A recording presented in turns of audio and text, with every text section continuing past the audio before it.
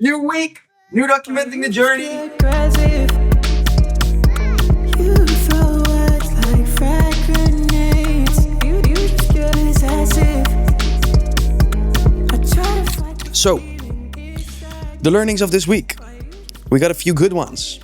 I think you'll like them. Welcome to a new video. Welcome to some new learnings. This week, hired a new CS manager. I was doing a lot of the CS management and operations management myself up until now. And then I got a DM from a guy that was watching the videos. And I talked about hiring a CS manager in one of the previous videos at like minute 32 or something. And he was clearly watching it because he sent me a message off the back of that video. And he seemed like a great dude. He managed a big team before, which is good. That means he has some experience, so that is good. So I hired him. He's now managing the CS team. We're implementing AI. We're optimizing those processes. We're improving them. And I was doing a lot of that. He's now responsible for that. And he'll also look through all of the other back-end operations with me, like order fulfillment, the custom design, because all of our products are custom, and all of the operations and processes and systems that we're having after we kind of lock in the customer service. So super cool. Another hire through the journey. Let's see if he's a killer. I think he is. He's doing good so far. I threw him in the deep end, figure it out, and he is. He's not folding yet. So let's see how that will go. Then I'm doing the creative strategy meetings a bit different now. So I told you guys in the game plan of how I'm going to scale my brand to 10 million a year that I have to create a certain amount of creatives each week. It's something that is kind of hard for me to get to.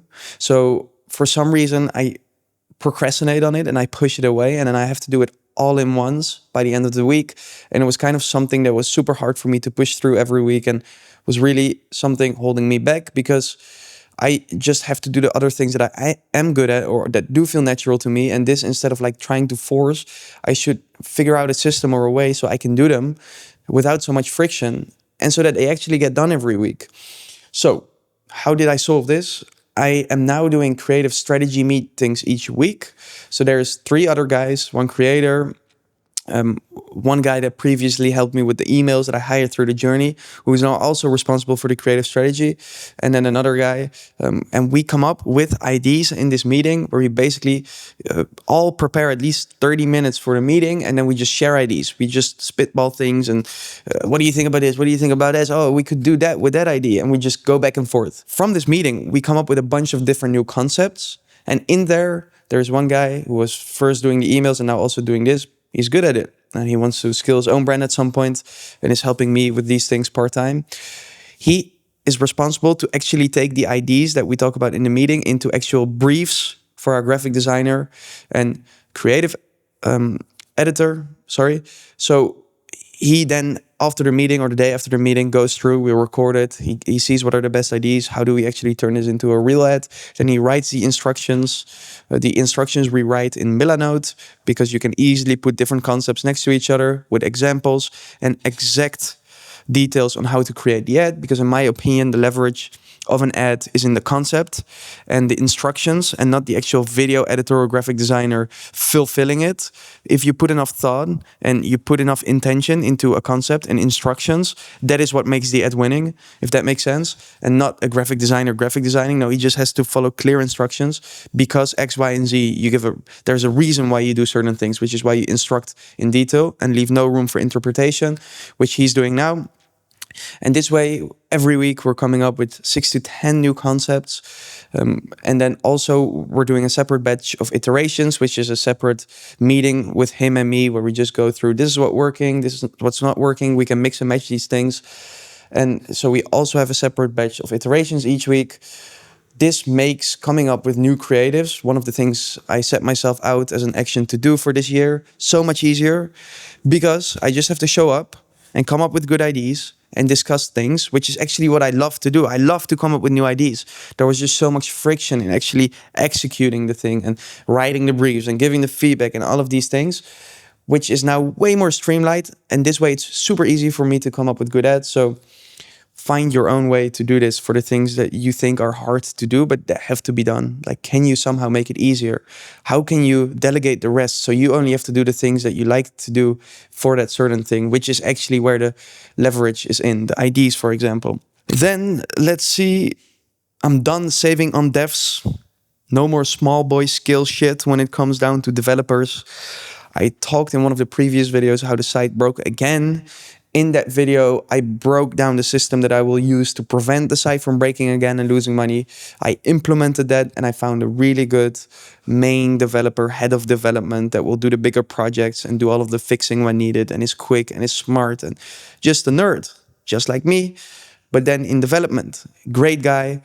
I think the problem is really development agencies that have a head or like a CEO or a founder or a project manager that isn't development first. So they are not coders or they are not developers themselves. So they will promise you the world, but actually don't know the details and then can deliver. So I will never work with a non-technical development agency again, with anyone in there non-technical. And I found now a really good guy who is himself a developer and is the head of developer, and then has a few other developers that work for him with the fulfillment. But he leads the whole thing and he's technical himself. Great guy. I will talk to you guys about him after I see how it goes. He's also working on an app. I think that could be very valuable for the journey as well. So you might hear more about him in the future. But for now, yeah, found him. We're redoing everything. Imagine you buy a custom theme, but then someone else has to recode it fully. Well, yeah, that's what we're doing right now. So we're recoding all of the basics and really laying a good foundation for all of the product pages and other pages on our site, so we can then actually run split tests without things breaking, etc., etc. Really excited about that. So far, he's doing well, and I think that is just a great development, because if you followed my videos, that's something I've struggled with for a long time. So hopefully that's now finally fixed. Media buying. I had a call with the guy that started coaching me back in the day when I first went to Bali and then ran ads for the first time. He did that for me for free because he saw I was struggling. That's when I first saw, oh, you can be profitable on ads.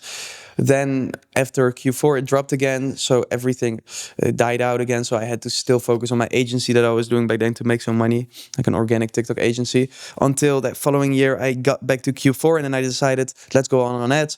Let's run ads again with his coaching and let's quit the agency. And I still do calls with him here and there. Good guy, a good media buyer, understands it himself. I guess it's the same with media buying agencies. It's just a disaster when you work with any agency that isn't capable, or the lead or the project manager isn't a capable person in that vertical that you're hiring the agency for. I think that's just in general a recipe for disaster, and you should never do. Maybe not. I haven't thought about it enough. But I do calls with him occasionally, and we were discussing what we're doing in media buying. And he scaled recently a client up super fast from like, the client was at 15K a day. And then with a new product launch, they got to like 120K a day. Which, by the way, you need to realize, they went from like 10K a day to 120K a day, $120,000 a day, almost overnight in like a week, because of a new product that unlocked a new angle, that unlocked a new audience. And his skills didn't all of a sudden improve so much, or his creatives didn't all of a sudden improve so much. No, it was a new product launch. And I don't know how much I can hammer this to you, but product is the foundation.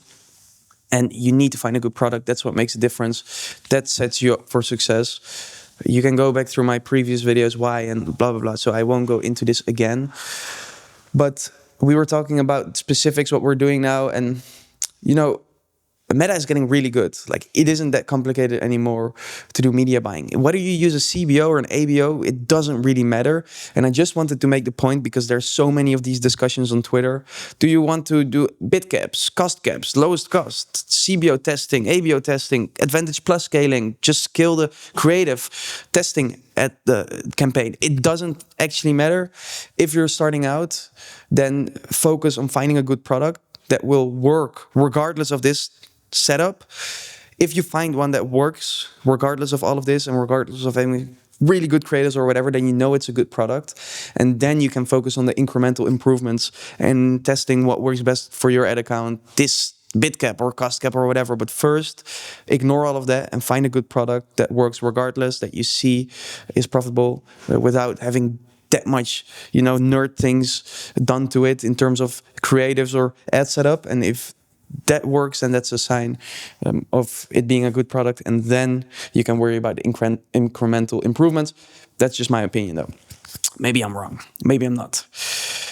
I hired a guy through the journey to test out for the creative strategy role before I put the guy that was already working with me on emails on there. And great guy, good guy.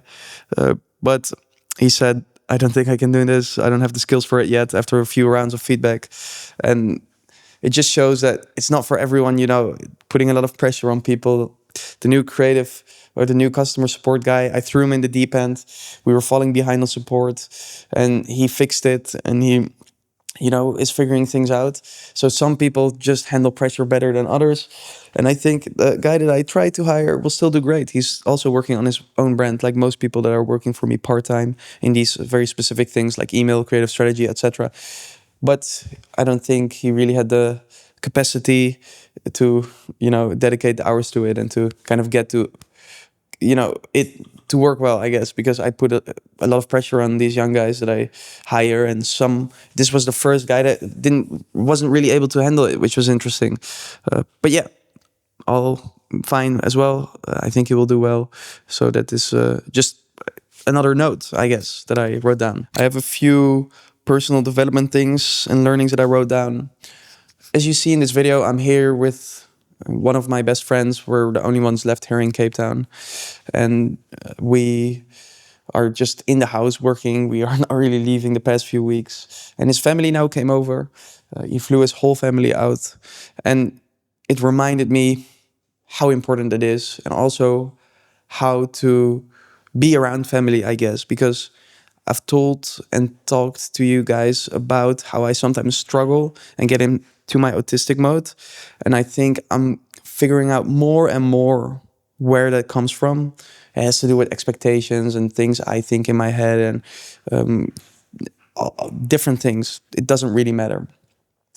But I then realized, because it's so nice here being around him with the family and seeing, how you're the guy. I mean, if you are watching, you need to be the guy for your family. And yeah, I think that it's just so important, in all possible ways, providing, but also just being fun with your little brothers and talking with your parents and just being present when you're around your family. And that's something I struggled with. And I think I just have to let go of all expectations when it comes to family and not like want one thing or a different thing or think that they want something from me, etc. Like, what they do is okay. Like, it doesn't matter. It's family, So the only thing that matters is unconditional love. And you shouldn't expect or think or worry about anything else. Your little brother will figure it out. Your other little brother will do his own thing. Your parents will do their own thing and they'll, worry about you or think that you're not doing the right thing because you drop out of school, which makes you frustrated. But no, you just need to let go of all of that. And just realize that the only thing that really matters is unconditional love. And whatever the situation is, they want the best for you. And you need to realize this and then let go. And just kind of be a chill guy around your family. And play with your little brothers. And, don't force any of your opinions on them if you have them. Just let go. If they ask your opinion, then you give it. But the only thing that matters is unconditional love. And I think I got super wrapped up into all of these things that I just talked about before, which made it sometimes hard to just let go around family, because you want certain things, expectations, they have expectations, but you just need to let go and be a chill guy and enjoy the moment. That is a big realization I have had, and I think I'm really looking forward to seeing them again, to, just do some fun things, I have little brothers, my parents, like, very important people to me. So I think this was an important realization that I had this week. So I appreciate my guy for also, taking me in the family as well, because it's, a personal thing. Then another thing I wrote down, working at night. I tend to work at night and then I feel guilty for staying up late. But I also feel guilty for quitting work when I'm in like flow or being productive. So I don't quit, so I keep going, but then I wake up late and then I feel guilty again. I tweeted about this. It's probably a toxic mindset that I have to do something with. I haven't figured it out yet, but random side note. A thought I've been having, and I see a lot in this Ecom young money world, and especially around the people that we're in. It's a really small world. Like, I know quite some people, or maybe the people you see online, I know them personally, and I see them around in circles. And the more you grow, the more you kind of start seeing those people that you see online and just, rub shoulders with them here and there. And I think when you're young and start making some money, it's hard to not feel good about yourself, but you have to kill the I'm better mindset ASAP. It's a net negative. You'll miss key lessons, dodge valuable connections, and lose people who were rooting for you. I think a lot of them do feel better. And I think I'm not perfect either. Sometimes I'm also feeling like, this is going well. Like I'm feeling really good about myself, but I try to catch myself and not have that mindset and take any actions out of that mindset at all times. Because again, I just think it's a net negative. And in this ecom online bubble, a lot of people have it, but I think they're biting themselves in the ass or they're just hurting themselves by it because this ecom bubble is little. Yeah, you might do 8 figures, but the big boys laugh at you, you know? It's not that big, it's not that cool, even though you feel like, and you might be the man in this online bubble.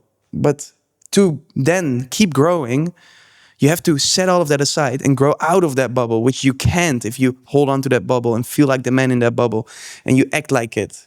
The people outside of it will not take you serious, and you will never learn the things from the people outside of the bubble to actually grow outside of the bubble. So there is just no point of that. And I think that is such an important thing for us young guys and for you and for me. And that's something I try to remind myself of.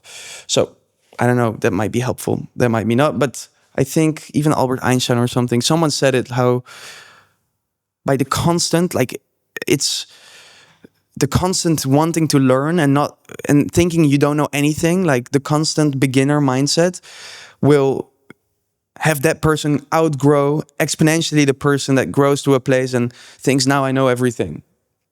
You will stay in that place. You will stay in that bubble. It's not good. Get that out of your head. You're not better than anyone else. Yeah, you made some money. Fine. You know how many people made some money? Like, it's not that special, you know?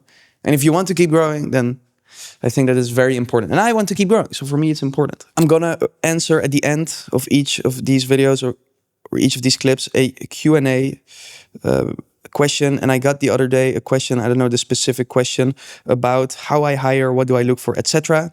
And then the other day I came by this video, which we're going to watch together.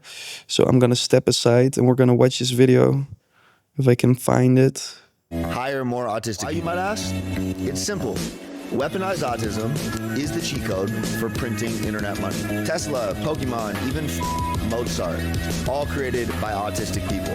Instead of having some blonde girl named Emily oversee people, put in a real warrior, a difference maker, somebody who thinks different. I promise you, every single company that's winning in 2025 will be led by weaponized autists. If you're a business... Weaponized autists. I think that's my hiring philosophy. And it's a joke, right? I make a lot of jokes in this video about, I feel like I'm autistic, or autism is the edge. But I think it's actually true. Like, I don't think it's a joke. When I hire people, I don't look at, you know, this or that. I just look at, are they a bit different? Do they have that thing that they just are obsessed? Like, I really believe that if you want different results. So for example, you want to achieve more than the normal. That means your inputs have to be different.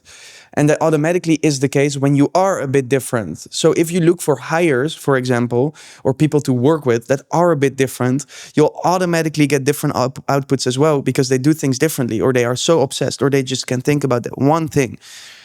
And I think that is really an edge, and that really is very important. So even though it's a joke and it's kind of a meme and a funny thing, this video, that is actually how I do it and how I look at things. And when I look at my friends who are the most, like, I guess, business successful or successful in life in general or whatever, there are so many different measures for this, right? They're all a bit different, and they are a bit autistic in their own way, and probably a bit autistic, period, because it's a spectrum, right? In different ways. That is something I look out for, and I think is very important, and it's funny, so I want to share it, but it's also like actually what I, you know, look at things for when I'm hiring. So yeah, I'm gonna do a little Q&A question at the end of every video, and then a thought as well. I'm gonna end this clip, and then after this you'll see me signing off, but I'm also gonna end the talking head clips with a little thought. Last week I had a funny thought. This week, I have a bit more of a serious thought, which I won't comment on. I'm just sharing it, and you do with it what you want. All right? Alexander the Great started conquering the world at 20, but No pressure. Take your time. You've got so much of it. And I'll see you guys in next week's Documenting the Journey. Present